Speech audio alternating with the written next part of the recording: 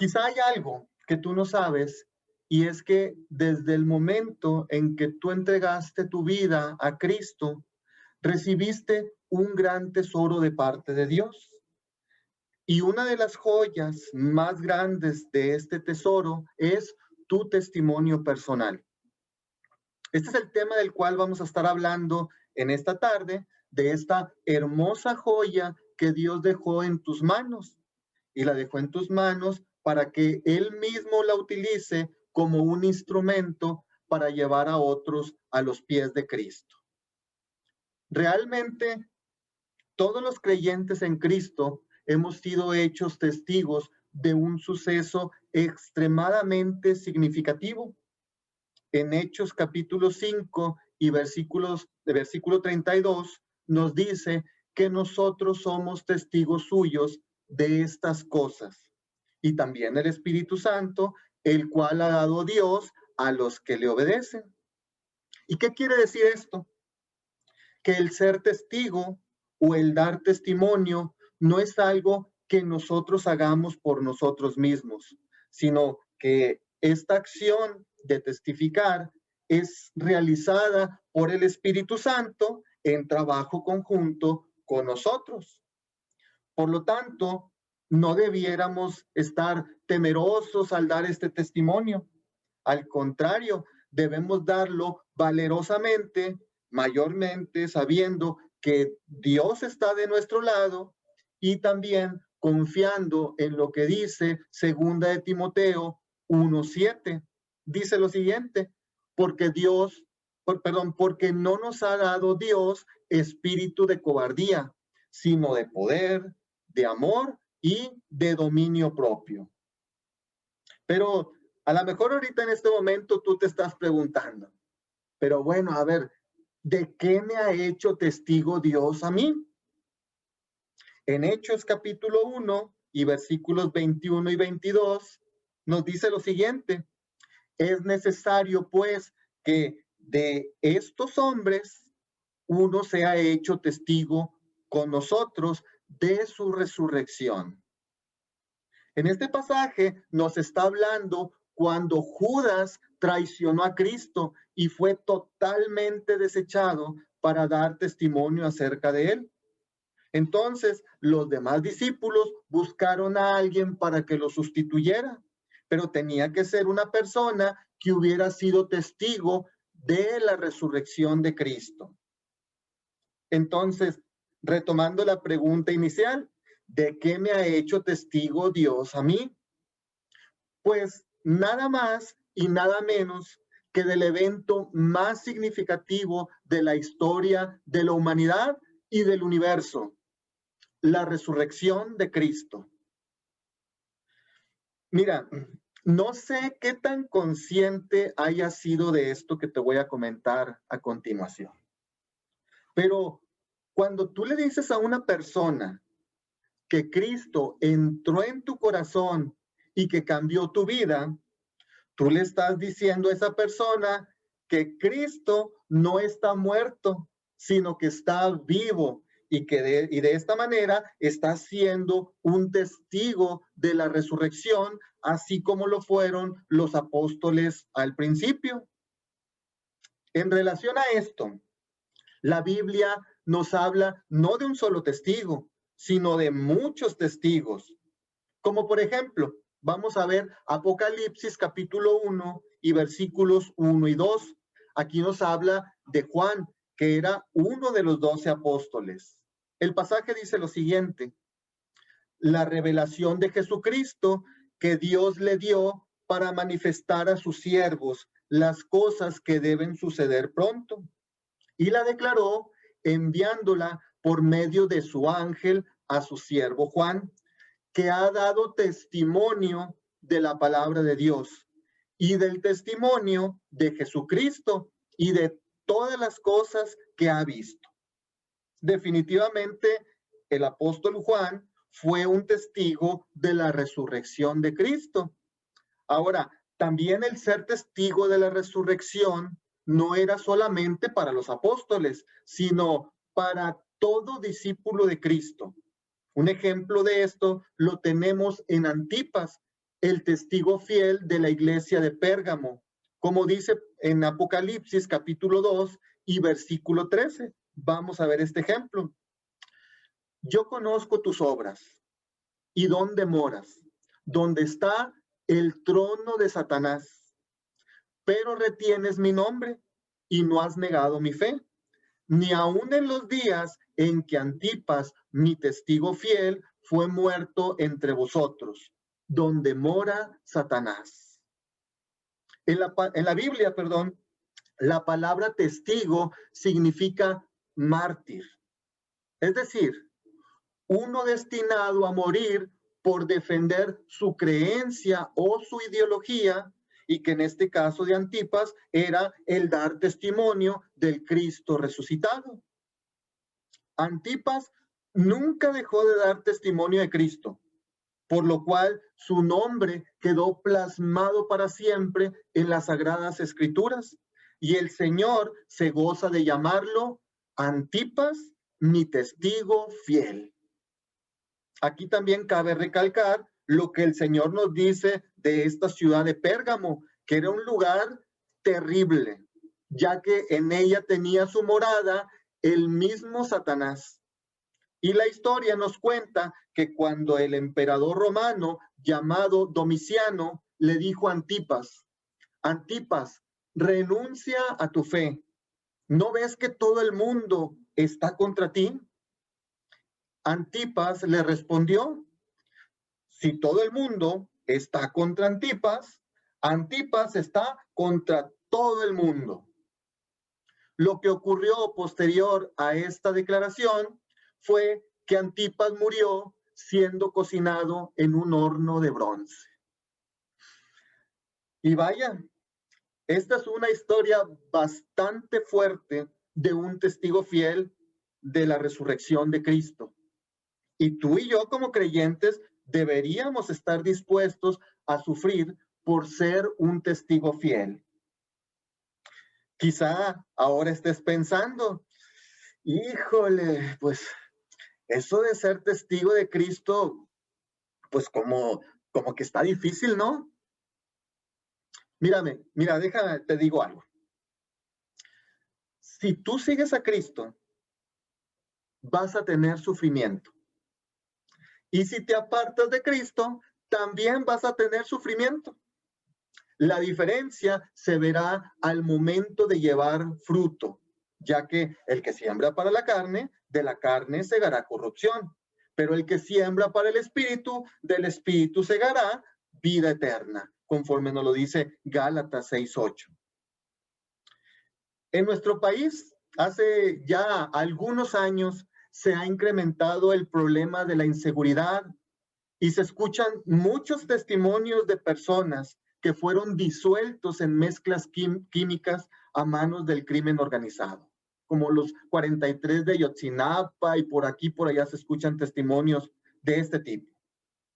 Pero en todos estos años, yo jamás he escuchado que una persona haya sido disuelta en ácidos por dar testimonio de la resurrección de Cristo. ¿A qué voy con esto?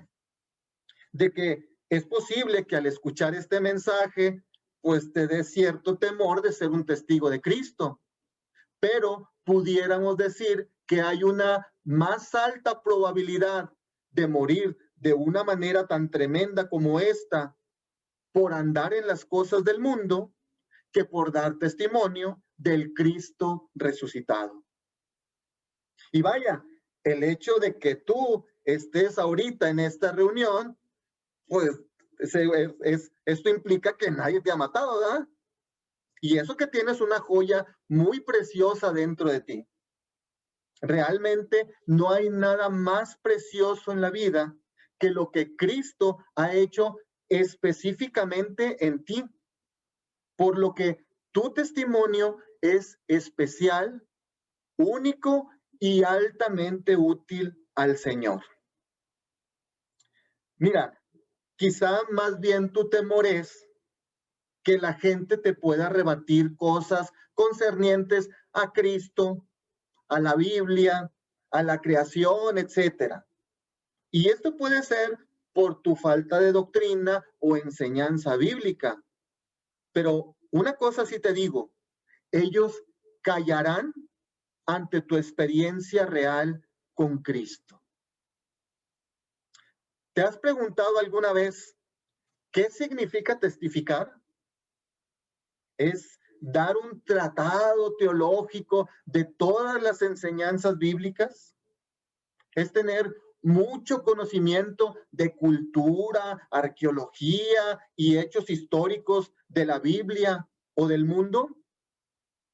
No, testificar significa decir, quiero hablarte de lo que Cristo ha hecho en mí, en tu persona.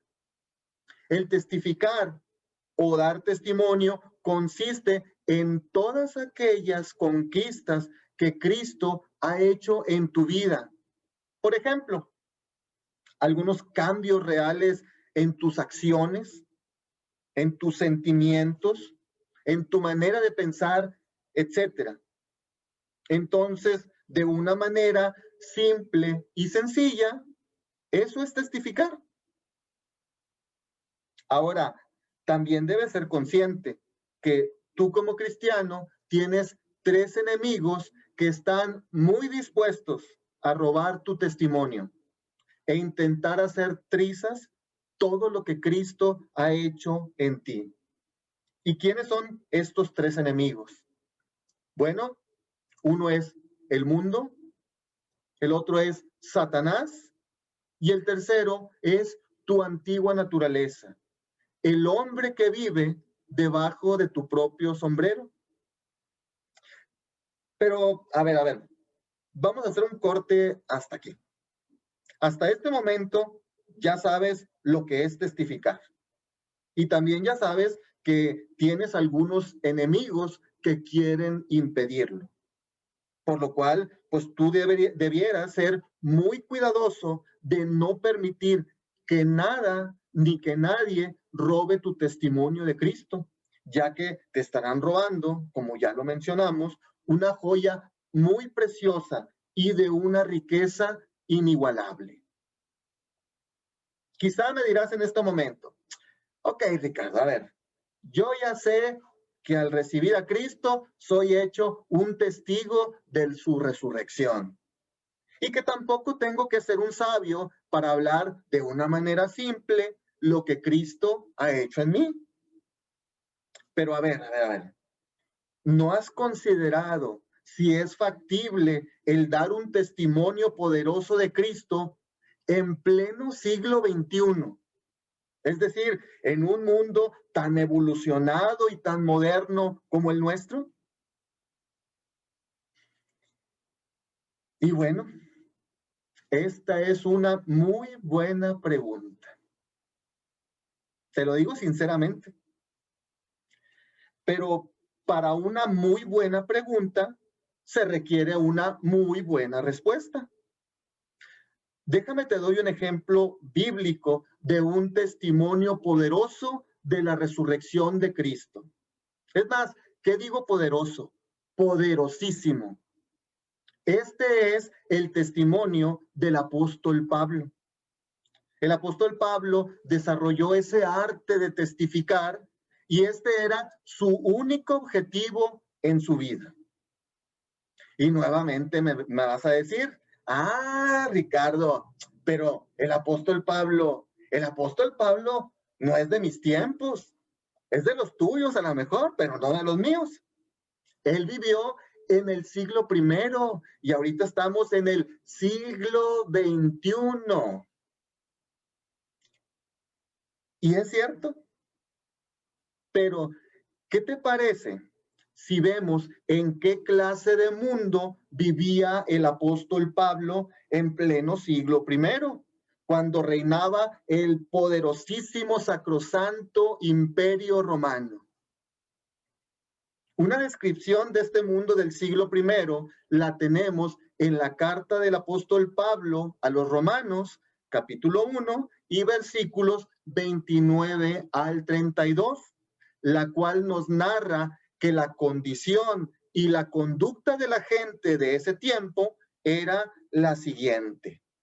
Abre tu Biblia ahí en Romanos capítulo 1, versículos 29 al 32. E inicia así, estando atestados de, y vamos a hacer un alto aquí para recalcar esta palabra atestados.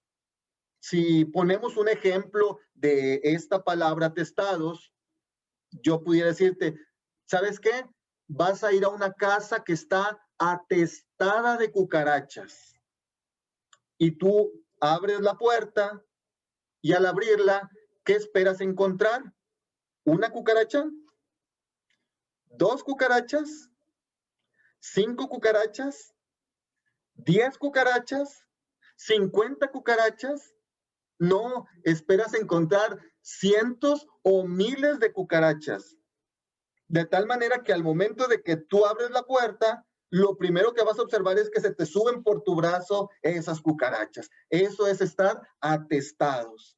Entonces, regresando a este pasaje de Romanos 1, dice, estando atestados de toda injusticia, desbordaban injusticia. También dice que estando atestados de toda fornicación, de todo tipo de promiscuidad sexual, desbordaban en eso.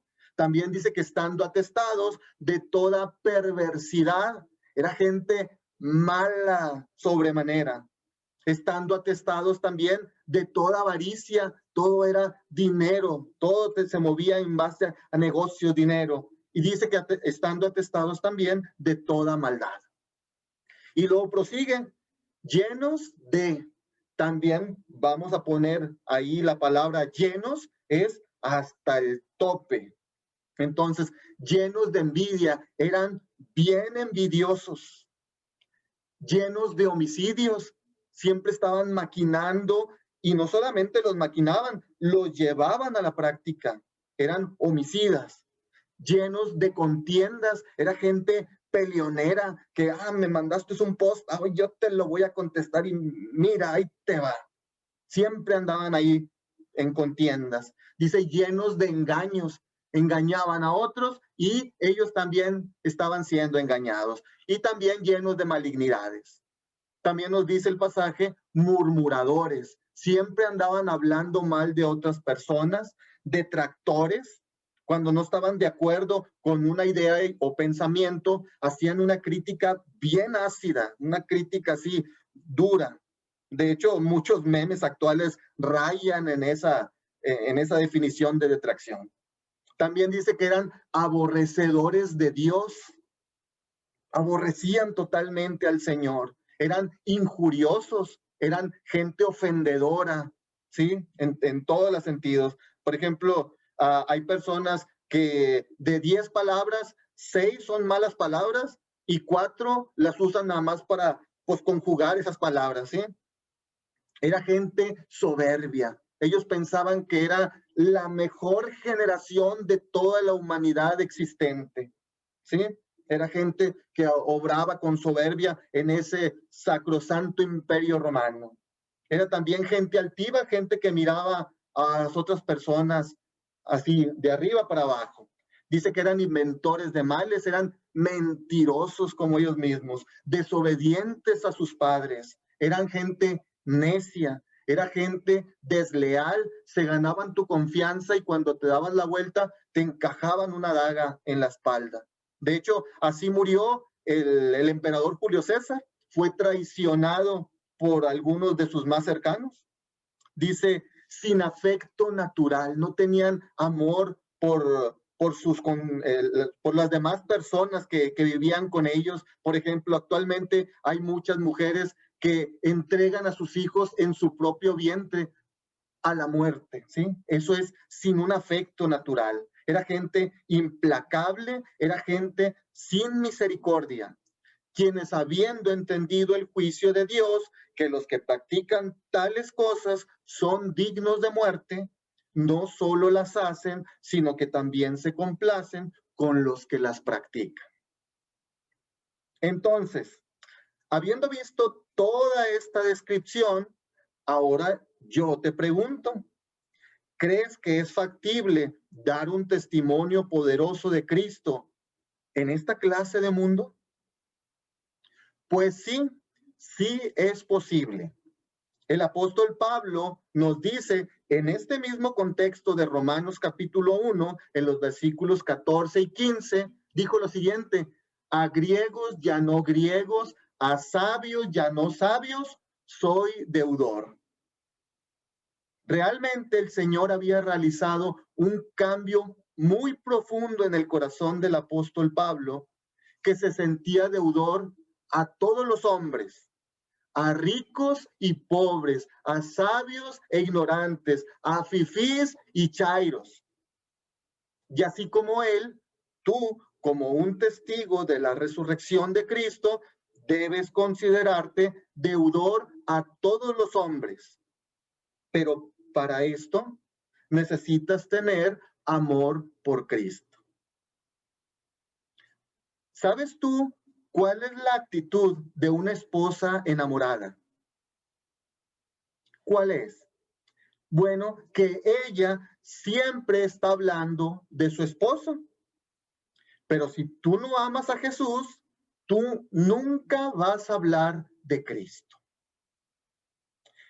Pero bien, como ya habíamos comentado, y vamos a ver el ejemplo del apóstol Pablo, lo cual encontramos en el libro de los Hechos, donde lo vemos dando su testimonio continuamente. Y de todo esto podemos destacar unos puntos importantes. Por ejemplo, primeramente vemos que después de aproximadamente 20 años de convertido, que eso lo podemos ver en el capítulo número 26 de Hechos, él da el mismo relato que cuando se convirtió en el capítulo número 9 del libro de los Hechos. No los vamos a ver ahorita todos los capítulos, vamos a estar viendo algunos puntos, pero ya tú lo puedes leer ahí. En Hechos 9 fue cuando se convirtió y en Hechos 26 está dando su testimonio después de aproximadamente 20 años. ¿Sí? Ahora, otro punto es que después de esos 20 años, vemos que él se encuentra preso en la ciudad de Cesarea. Y dirás, ¿preso?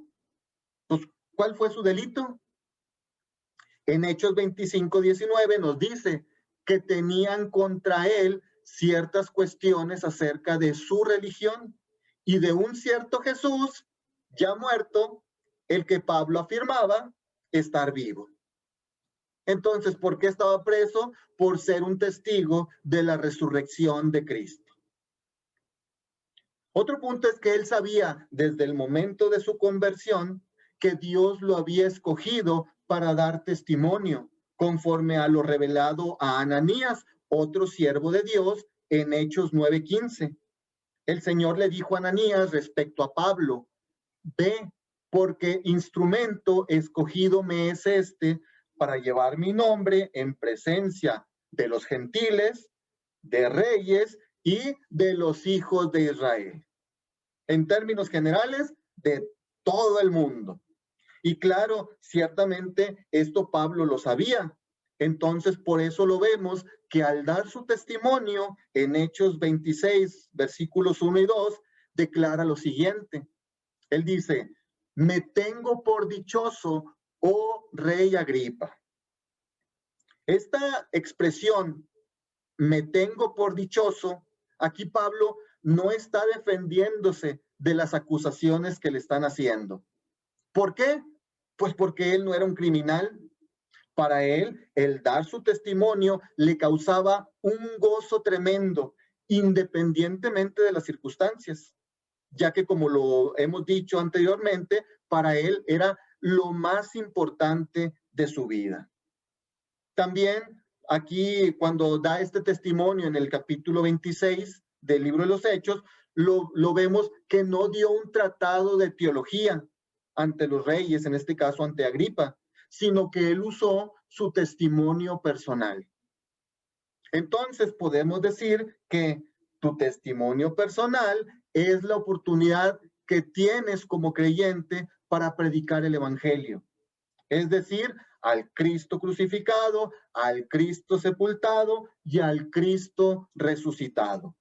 Por lo que debes estar siempre listo para compartirlo, tal como dice en Primera de Pedro, capítulo 3 y versículo 15. Dice lo siguiente: sino santificad a Dios el Señor en vuestros corazones y estad siempre preparados para presentar defensa con mansedumbre y reverencia ante todo el que os demande razón de la esperanza que hay en vosotros. Pero quizá tú te has dado cuenta que tu condición como cristiano deja mucho que desear. Aún de que tienes algunos o muchos años como cristiano y piensas o ves que esto, eh, que no tienes un testimonio que dar realmente. Y es factible que así sea. En este sentido, pues hay que ser muy realistas. Pero si esta es tu condición, debes saber y entender que hay diversas causas por las que los cristianos pierden su testimonio. Y esto para poder ayudar a solucionarlas, ¿sí? Vamos a ver en este momento 4 causas por las cuales los cristianos pierden su testimonio. La primera causa es por no tener amor por Cristo. Apocalipsis 2:4 dice: has dejado tu primer amor. Y al perder tu amor por Cristo, ya no hablas de Él. Entonces, ¿qué debes hacer? Bueno, analiza cómo está tu relación con Cristo y reconcíliate con Él. Él dice que si confesamos nuestros pecados, Él es fiel y justo para perdonar nuestros pecados y limpiarnos de toda maldad. Otra causa por las que los cristianos pierden su testimonio es por no cuidar lo que Cristo ya ha hecho en ti. Esto es, al permitirte nuevamente hacer, sentir o pensar cosas que Cristo ya había quitado, aunque sea en una menor intensidad. En Romanos capítulo 6 y versículo 12 dice: no reine pues el pecado en vuestro cuerpo mortal. Esto es, no permitas que el pecado tome su cetro y se siente así de una manera cómoda y orgullosa en el trono de tu corazón. El trono de tu corazón le pertenece a Cristo. También puedes perder el brillo de tu testimonio por no pulirlo. Recuerda que es una joya de gran valor y necesitas limpiarla, pulirla para que luzca bien. El rey David decía en el Salmo 40, en los versículos 1 al 3, decía lo siguiente: pacientemente esperé a Jehová y se inclinó a mí y oyó mi clamor y me hizo sacar del pozo de la desesperación, del lodo cenagoso. Puso mis pies sobre peña y enderezó mis pasos. Puso luego en mi boca cántico nuevo, alabanza a nuestro Dios. Entonces, medita continuamente con mucha gratitud todo lo que Cristo hizo por ti. Y entonces tendrás gran impacto al darlo a otras personas. También puedes perder tu testimonio por cambiarlo continuamente. Esto es, puedes comenzar a mentir, a exagerar en tu testimonio o también apropiarte del testimonio o experiencias de otra persona. Pero, ¿cómo puedes elaborar tu testimonio personal? ¿Y qué recomendaciones debes seguir para que puedas dar un buen testimonio? Vamos a ver algunos puntos importantes.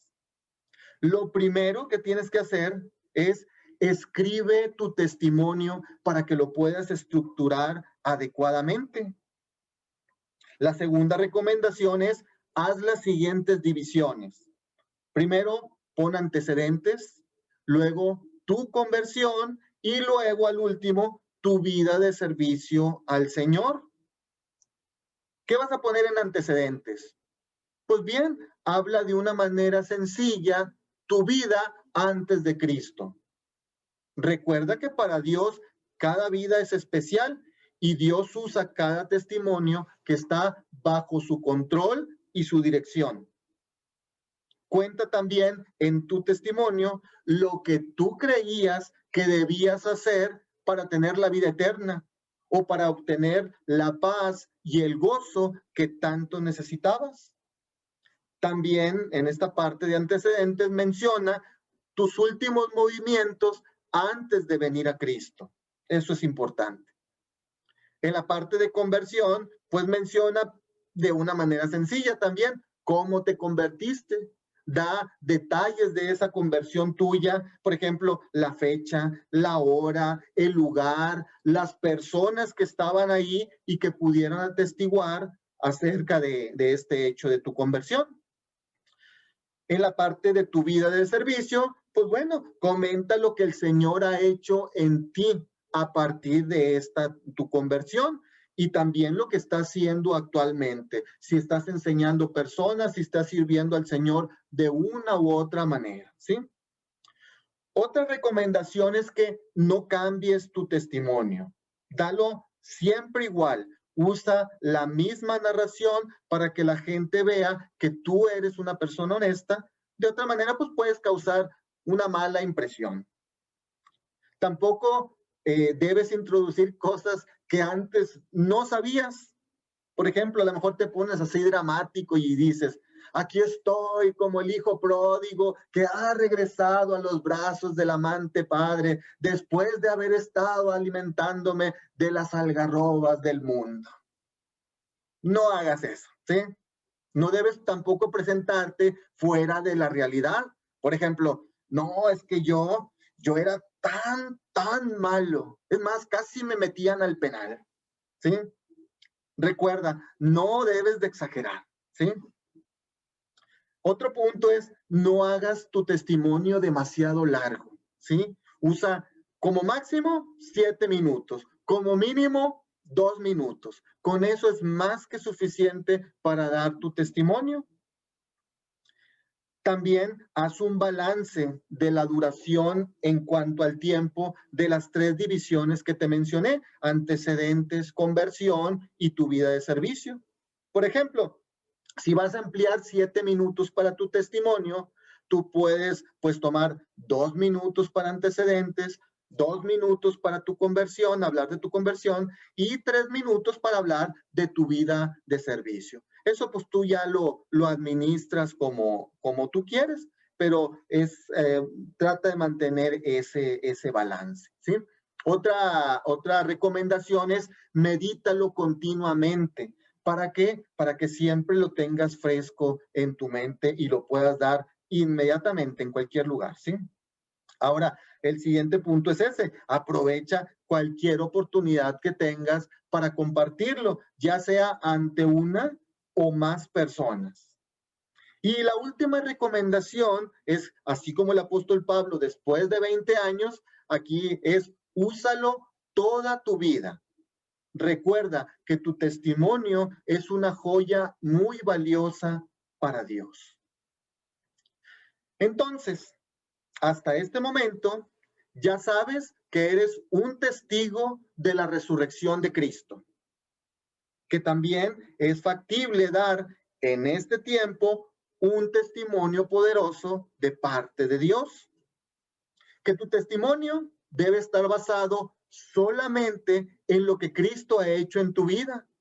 Y también ya cuentas con las recomendaciones adecuadas para formular tu testimonio personal. Entonces, pues lo que sigue es lo siguiente, valga la expresión. Les quiero comentar que esta tarde tenemos un invitado muy especial a esta reunión para dar su testimonio de la resurrección de Cristo. Quisiera que le diéramos el tiempo a el apóstol Pablo. Bienvenido, Pablo. Adelante con tu testimonio.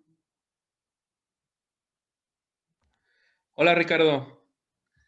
Gracias a Dios y Salvador Jesucristo y a ustedes por su atención.